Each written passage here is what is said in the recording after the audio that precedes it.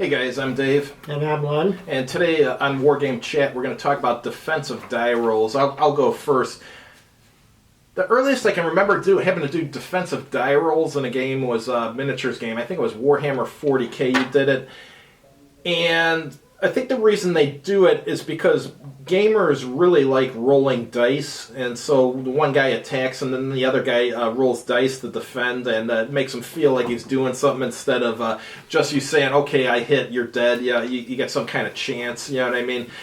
And there's other games where you do like a defensive save, you know, after you've been hit and you've technically been killed, but you do a save, and if you get the save, you're still alive. And there's another game which basically was Warhammer 40k in World War II called Flames of War, kind of like a historical fantasy game about World War II. That one had defensive die rolls, and you did it for mostly for stopping armor penetration and stuff. The game was a lot of fun. It just wasn't historically accurate, but I mean, if you just want something that was historically themed, World War II themed, it was fun. But compared to the other miniature rule sets out there, it was lacking a lot of stuff. I mean, there was no ability for like tank crews. They have their heads sticking out of the tank and then the button up, like if the tank takes machine gun fire and stuff. I mean, there was no mechanic for any of that. There's a bunch of stuff missing from it, but it was fun, like I said, because you did so much die rolling and stuff. But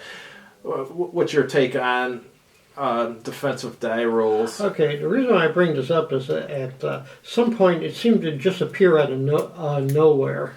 And I remember one day at the convention, I forget which one it was, every event I was in, you had a defensive die roll. You know, the attacker rolls a 2d6 and adds, subtracts whatever modifiers. Defensive rolls a 2d6 and adds and subtracts. And then the difference determines the effect of the game, effect of the attack, where it's like no effect, or defender retreats, or attacker retreats, or defender is blown away, or things like that. And one gripe I have against it, it seems to add time to the game. Because both sides, you know, first of all, one guy has to roll, and then the other guy has to roll. And, but, like I said, but you bring up a point. Both sides feel like they're taking part in the fighting. If they both roll the dice. I think this is like an effect from role-playing. You have saving throws. And the thing about saving throws, they're a result of bad math. They have bad math. But saving throws are dramatic.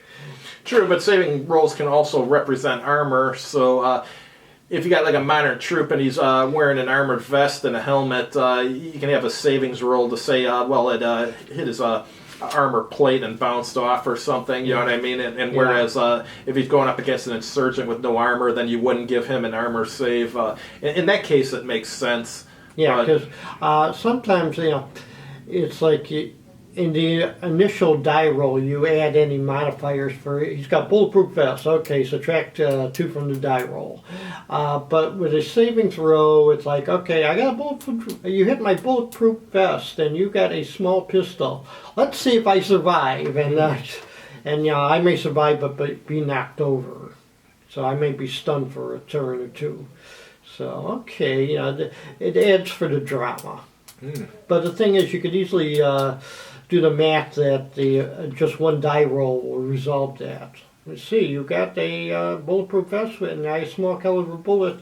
It stops, but you're knocked off your feet for a turn.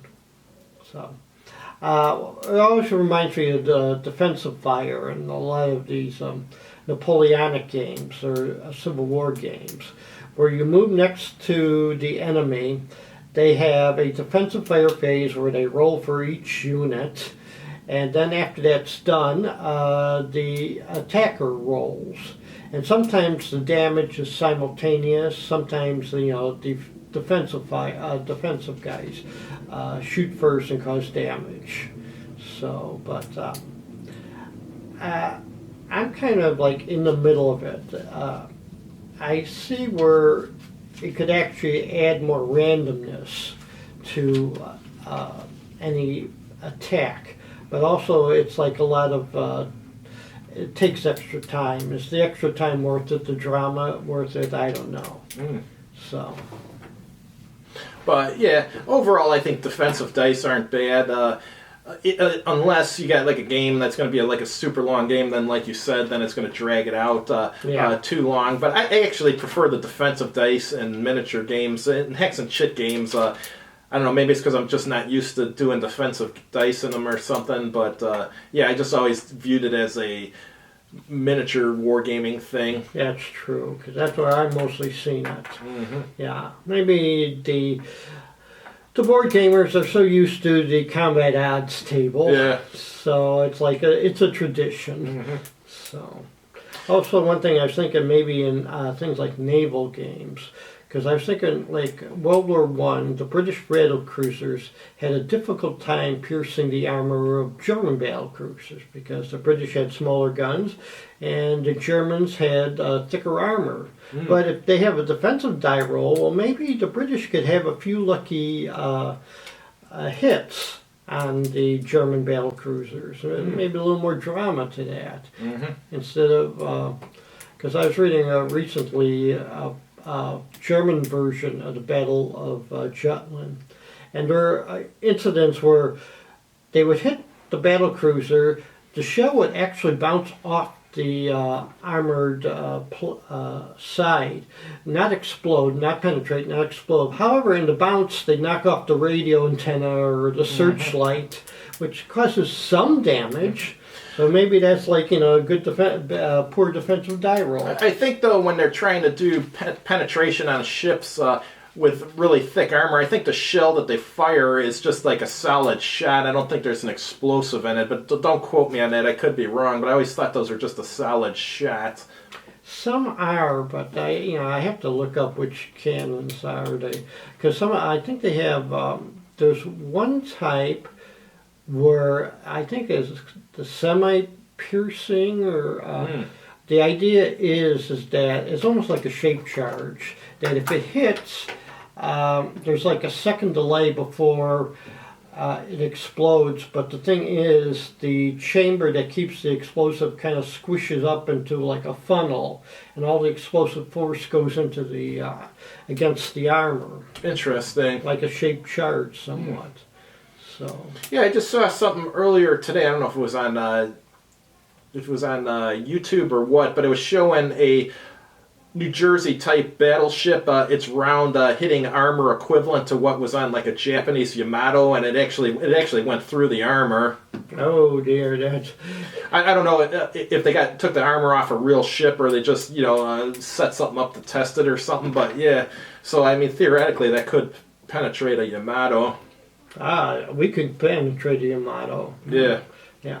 But actually, the Yamato had the inner area, which they called Citadel, where most of the armor was. And what happened was, if you start hitting the other parts a lot, it suddenly starts flooding. So, you're sitting in the Citadel, look at it.